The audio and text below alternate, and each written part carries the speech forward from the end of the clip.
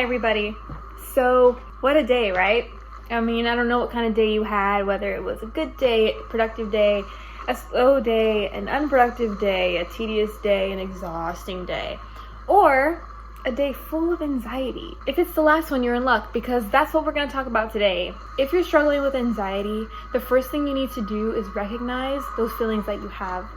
Sit down, close your eyes, acknowledge that you are feeling anxious, and that's not something that you can necessarily control. You can think you have the upper hand and force it and suppress it, but that only makes it worse. The more you suppress it, the more buildup comes, the more pressure comes, and then you're going to explode. So be in that moment.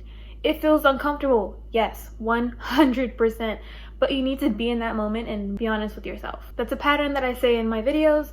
I'm never going to stop saying it. The second thing is go outside, feel and be around nature. If you're a thinker like I am and you just always are thinking about something, analyzing something, going outside, walking around really helps you hear your own thoughts. Staying inside can be good sometimes too. You know, if you need that isolation and you need that moment to yourself to have clarity and understand what you're thinking and how you're feeling, like, that's understandable too. But you can't bury yourself indoors because it is unhealthy and it will catch up to you in a negative way. If you are going through something, specifically anxiety, it's not easy, but you have to act like you don't have anxiety. For example, anxiety can sometimes make you not want to eat. You gotta eat. You gotta make yourself eat. Anxiety can sometimes force yourself to feel so paralyzed that you cannot move. But you have to find the will to move anyway, step by step. You have to do these small things. The littlest things can change everything.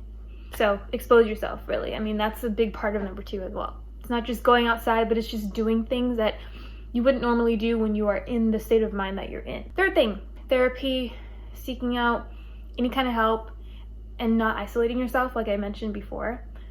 I'm not going to necessarily give the advice to seek out friends because I'm still having trouble with that. I personally am so far from like having people around me when I'm anxious. I can't do it. I'll have a panic attack. If I'm anxious, I want to be alone and blah, blah, and that's not necessarily good all the time. Like I said, don't bury yourself indoors by yourself.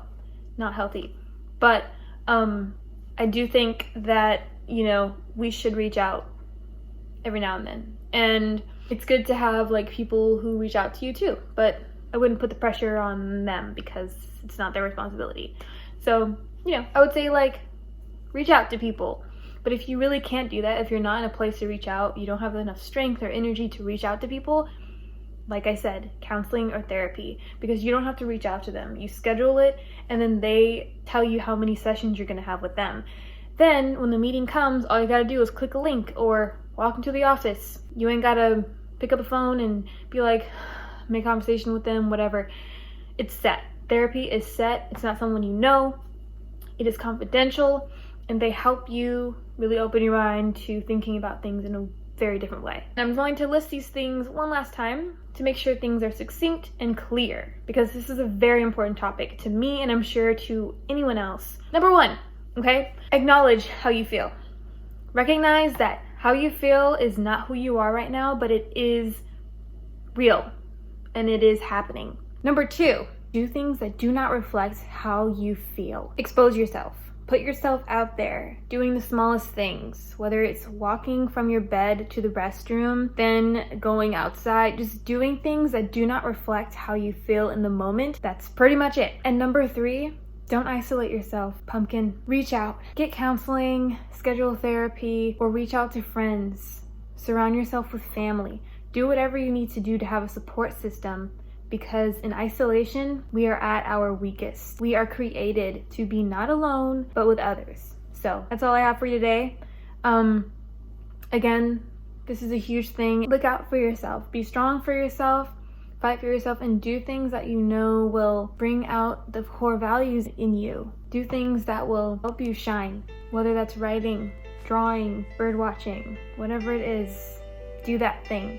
So thank you for watching. And again, mental health is health. If you're not good up here, you're not good. Period. Look in my eyes. Will you tell the truth? What will you see?